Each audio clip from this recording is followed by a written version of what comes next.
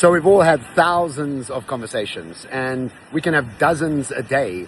And I've had conversations all around the world. I've used Google Translate for lots of conversations, and I've figured out that there's three types of conversations, right?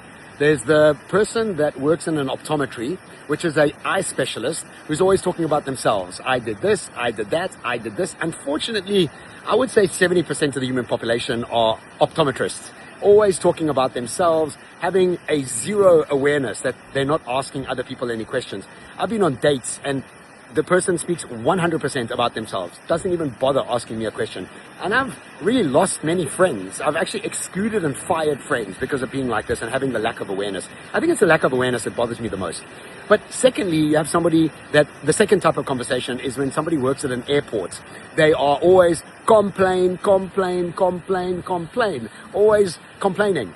And complaining about this, about that, about the football, about the weather, never really talking about optimistic or positivity or possibility, always complaining. And they're also in this category, you have the condescending person that also thinks that they know everything. Oh my God, it's tiring.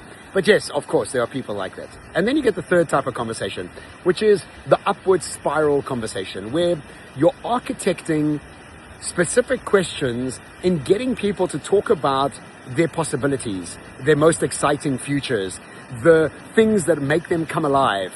And this really is the best conversation to have because, as my friend Carl Fussman said, the best questions in the world get the person asking the question and the person being asked the question interested in the answer. Why?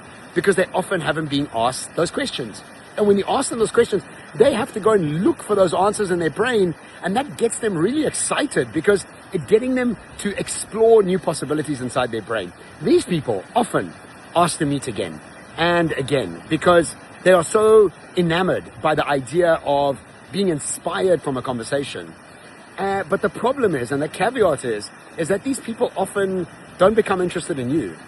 They walk away interested in what has come up for them, and they almost seek that out with you again.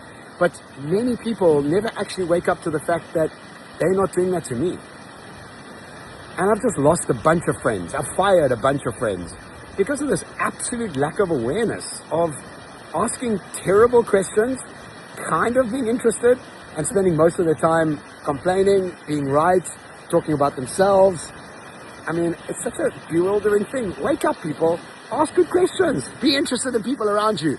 Either way, that's my rant over. Ciao from Mexico.